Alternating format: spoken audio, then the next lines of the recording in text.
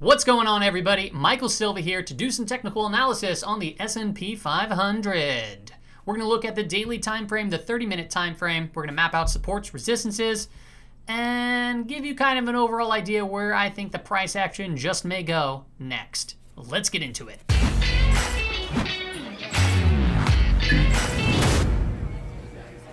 Alright, welcome back. If you didn't see yesterday's video, I'd highly recommend going to check it out. I'll put the link in the description, or I'll throw it right up here in the top corner of my screen. You can click on it and watch it. If not, that's okay. We'll kind of follow up a little bit on the 30-minute time frame and more as to what took place. So let's just go ahead and hop into today. Let's go ahead and zoom in on the price action like this. And what I want to talk about is currently what the candlesticks are doing and what it's telling us.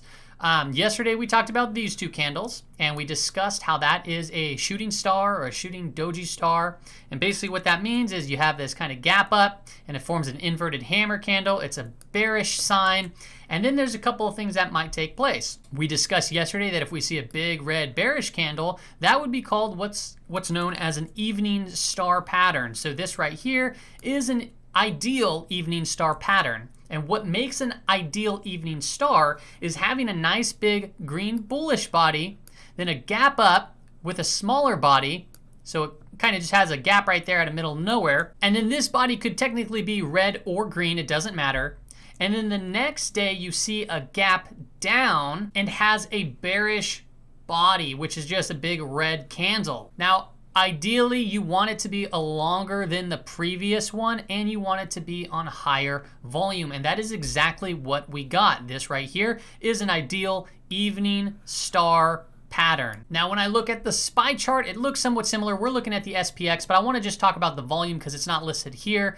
The volume on the SPY, there was about 128 million shares going back and forth, so the volume was around 128, and the don't quote me on that, maybe it was 117, I can't really quite remember. But then this candle right here was about 68, and this candle right here was like 73 million in shares total. So this was about 60% higher volume today. So it really leads me to believe that this is a true evening star, and we could see some more downwards momentum. However, something very interesting happened literally within the last minute of today's price action. In the last minute of today, all of a sudden we saw this kind of ramp up on the SPY chart. And within that 1 minute, almost 6 million shares of that 120 million was passed back and forth, or 117. So really within just the last minute of trading today, you had like 3% to 4% of the overall volume being transferred back and forth within just 1 minute alone. So it's very interesting. The price actually really kind of today stopped right down here. I'm going to draw this little kind of channel right there. That's now the support area for today's candle. And obviously we have 3150 for rounding purposes. I want to make it red because that is going to be our area of resistance. We talked about that in previous videos. And then this area right here today was, we're going to call it 3130 for rounding purposes, is the area of support. Now, what I find that could potentially happen now with that big run up in volume is we might just actually potentially see some sort of upwards move to the next area of resistance, and the next area of resistance would be 3080. And the reason why it would be 3080 is, as we discussed prior in videos, where this kind of created a kind of a flag pattern up here, kind of a flag just like that. Let's draw it out. And it just literally crashed below it, which you'll be able to see how the price interacted on the 30-minute time frame. So we might get somewhat of a retest, or potentially it might break back through on Thursday's candle. It'd be very interesting to watch. That volume today towards the end kind of has me kind of questioning things just a little bit. However, when you take everything into consideration, this pattern right here is bearish. Today was very bearish price action. It's very possible that we might see the breakdown to that 3,000 level, which it dang near touched today. It wasn't like too far away. We're talking 30 points away, so it doesn't have much to go. Now this level right here is the 61% retracement level at 2935. 5, let's call it. So keep an eye on that level too, because it doesn't mean it's just going to bounce from 3,000 and move higher. It could very well go touch the Fibonacci level and then bounce from that point. Now that's what I would like to see, and I think that that would be a good idea to potentially go long, where you could pick up shares at a somewhat of a discount. And the reason why I'm saying that, you could pick it potentially up as a discount is because the Fed is really just kind of here to backstop the stock market. And they kind of put themselves in somewhat of a predicament. They came out saying that they're going to have unlimited access to these tools, and really the market rallied from that news.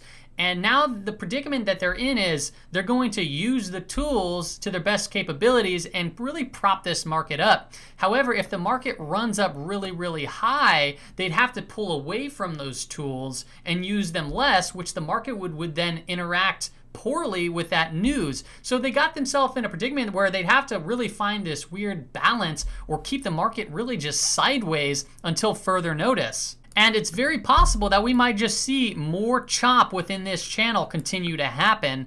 Let me zoom out a little bit so we can get a good idea as where this channel is.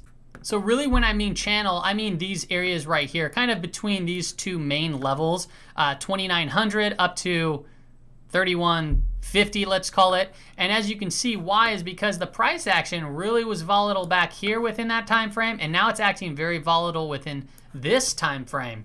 So when it gets into this channel, you see big price movements, price swings kind of going this way. Now, if the price can come down to this area, this 2930 level, the 61% retracement level, is going to offer up a lot of support, as you can see, because in previous areas of the chart, it was very hard for it to break out of this area. And when it did, you saw that kind of squeeze to the upside. So this area right here is going to offer a strong area of support. It's basically, 2936 up to the 3,000 range. It's kind of a zone, let's call it. So right, a zone like that. Ooh. Now, for more price movement to the downside, we'd have to see a close below 2,800, let's call it.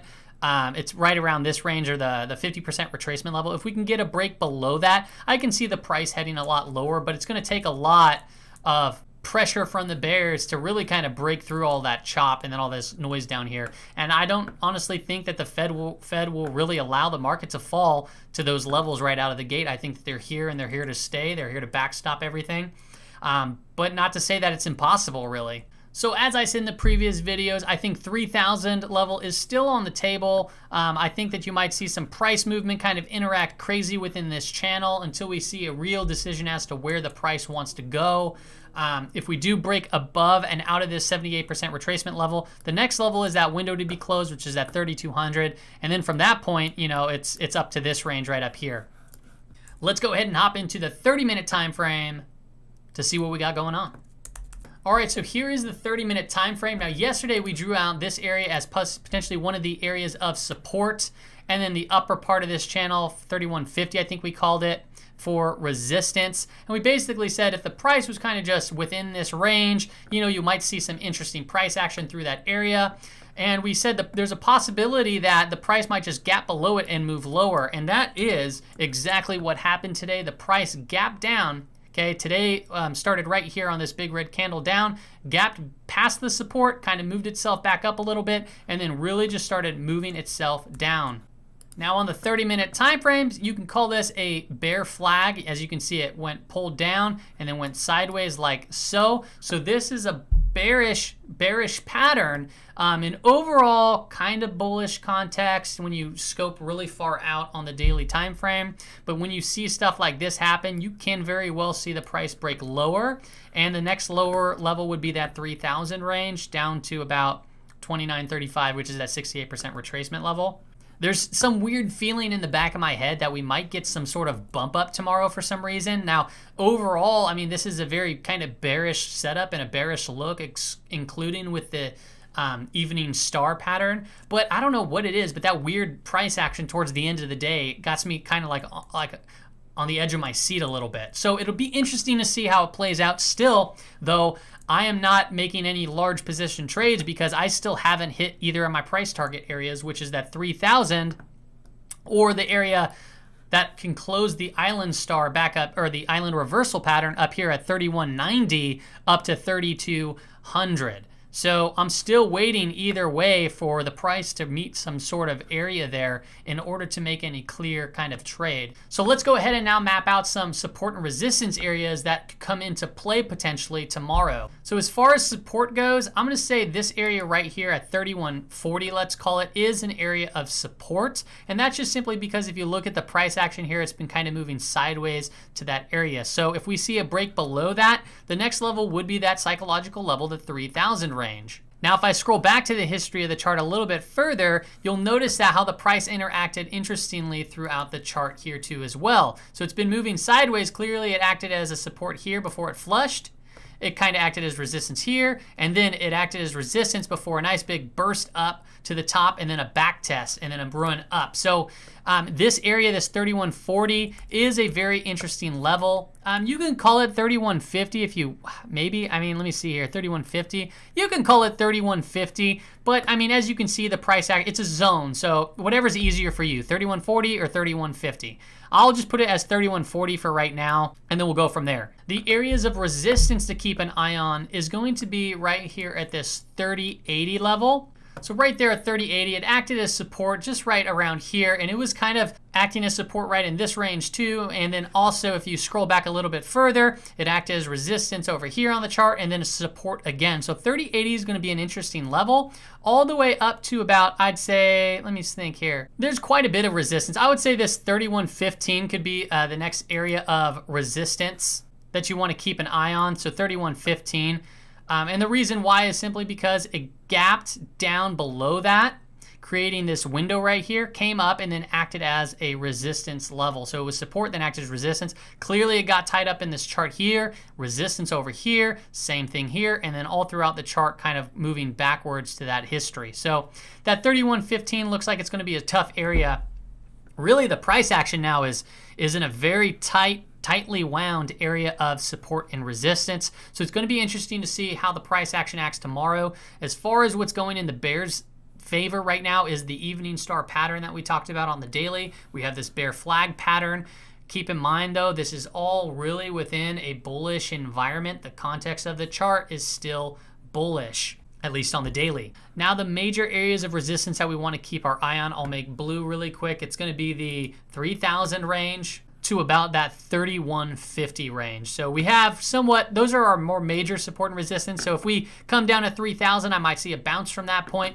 And if we break above the 3150, I think the next level to test is that 3200, where that island reversal candle was, and it could close the window right up here at that 3190 to 3200 range. All right, that is pretty much all I have for you. Just beware of what took place towards the end of the day, that big rush of volume that came in just towards the closing bell within just 1 minute. You have the MACD down here kind of curling itself up, losing momentum to the downside, but that's fine. This is kind of a consolidation within a bear flag. So be careful, per usual, manage your risk. Don't get too levered up on one specific trade. There's no need to do that, especially when the goal here is to be consistent and trade for a long time. You want to consistently make money in the markets. You don't want just one big win, because if you have one big win, chances are you're going to go for another big win that might result into a big loss. All right, everybody, I will see you on the next video. See you later. Hey, guys. Hey, what's up? It's Michael. I just have a very important message, a very important pattern that I noticed on the chart. I know that very few people will be watching the end right now, so I just wanted to point this out to my very few favorite fans. And really, it was Coco that pointed this out to me. Right? Yeah. It's called the donkey pattern. And the donkey pattern, you don't want to make an ass of yourself with this, okay? You don't, because it can be very dangerous. You can be very dangerous. And I'll tell you right now, I think the Federal Reserve is doing this to us on purpose. I think Wall Street is trying to say, hey, if you're in the stock market, you're an ass right now. I think that's what they're saying, because they're drawing it out. Let me go ahead and show you what I mean, okay? You can look this up. It's everywhere on the internet. This is a known pattern, but very few spot it. And Coco found this. Okay. Now, what I want you to see is this. Oh my gosh. I can't believe this is... Did you just burp? What the hell was that? You're gross. That was nasty. Okay, what she's trying to say is, this is nasty. All right, so as you can see, here is the donkey's body.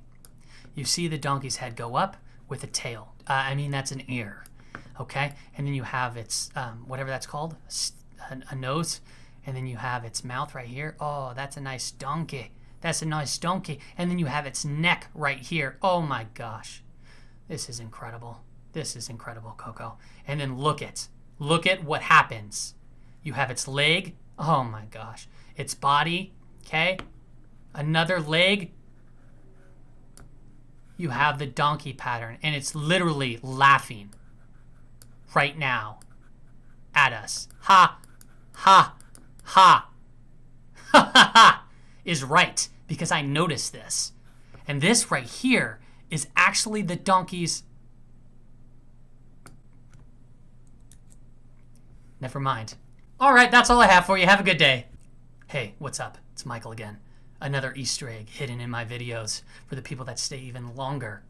I want you to go into the comment section, and if you find any trolls trolling me, and they have to be mean comments, okay? Somewhat mean or whatever, I want you to go ahead and reply to them with your favorite fruit.